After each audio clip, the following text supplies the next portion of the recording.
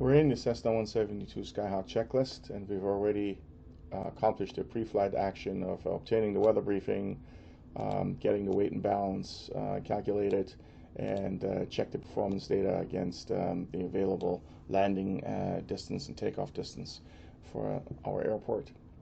Next, we're in the cabin check. I'm going to start with the pitot tube cover. Now, the pitot tube cover itself is not inside of your cabin, but we're later on going to check the pitot heat, so we don't want to melt it off. So I'm going to go ahead and remove that at that point. The aero documents starts with the airworthiness certificate and the registration certificate. There should be by pilot side, lower left side behind a plastic shield. And next is the operating limitations, including the pilot's operating handbook, placards, and markings, and then the weight and balance document.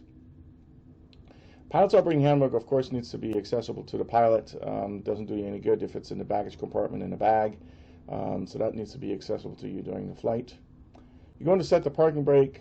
Your instructor will have some additional points in regards to the parking brake and how you cannot really rely on it for engine start or the run-up, and so there's something your instructor will cover. We're going to remove the control lock and place it in the location where you can find it again, please. Then the magnetos are going to be switched to off. Now they should be off. The last person that removed the key from the ignition should have made sure that it's in the off position. We're going to check that again and make sure nobody gets hurt moving the propeller out there. The avionics master switch should be in the off position, and your master switch now comes on. When you switch the master switch on, just gotta make sure nobody's walking around the airplane and nobody's touching the propeller. Turn the master switch on, and your eyes immediately go towards the upper left corner, where the temperature gauge is, and there's a voltage display there. And so when the master switch is on, you see the battery voltage there. Before then, you bring the flaps down. The flaps can come down in increments if you like. Bring it 10, 20, 30. Make sure you don't hit anybody in the head while you do that. Look around. And when you're done with that, you're going to go through the rest of the checks.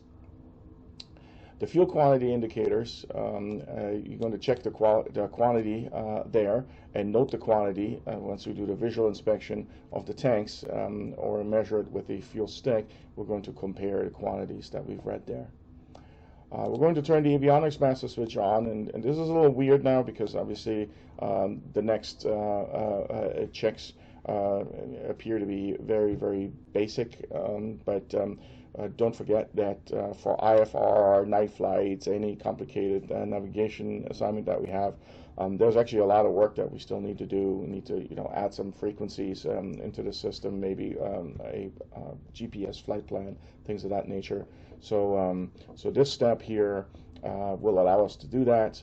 What you see in the checklist is really just the basic things, making sure that you hear the cooling fans. There's an optional cooling fan that most of our airplanes don't have, but you'll hear device fans going for sure. Then we're going to turn the avionics master switch back off. Again, it doesn't mention anything about setting up frequencies and GPS flight plans and things of that nature. That'll be an advanced thing later. The Annunciator panel test switch is held in a test position to ensure that all the correct annunciators illuminate.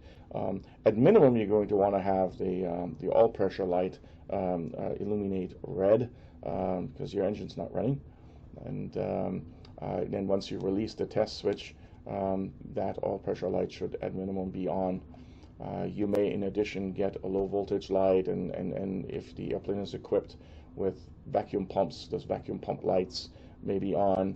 If the aircraft has low fuel state, low fuel, lights will illuminate as well. Here's where we check the pitot heat. Talked about that before. That's why we removed the pitot tube cover, and that should get warm within 30 seconds. It's pretty quick, and make sure you don't burn your hand there, and turn the pitot heat back off again. That's really going to drain your battery quite quickly. If your battery is in adequate condition, now we can also check the exterior lights and make sure all the legal lights are present and working. The other than possibly them being physically broken. Of course, maybe the light bulbs are out, and that's something that you can check there, and then compare against your equipment list, and your instructor will go through that with you and see what's going to be what's going to have to be operational for that particular flight. And we're going to turn all the lights in the master switch back off again and recheck our fuel selector valve in the both position. The fuel shutoff valve should be on, pushed full in, and there are some operators, they like the fuel shutoff valve pulled every time the engine is shut off and parked for the night. We don't do that, but definitely make sure that you check this and push full in anyway. Check the elevator trim, set for takeoff, or best yet for the neutral position. So if you walk around, so you can see it in the neutral position, you walk around. Check your alternate static air. You should actually see the vertical speed indicator and the altimeter jump a little bit because there's lower pressure inside of the cabin. And then make sure it's actually off. Adjust your seat height. That one's a pretty important one. Really kind of a hint there. It's always better to have the seat way too high, and then once your weight is on that seat, it's really easy just kind of to get that seat back down. Really doing it the wrong way around just really doesn't make any sense.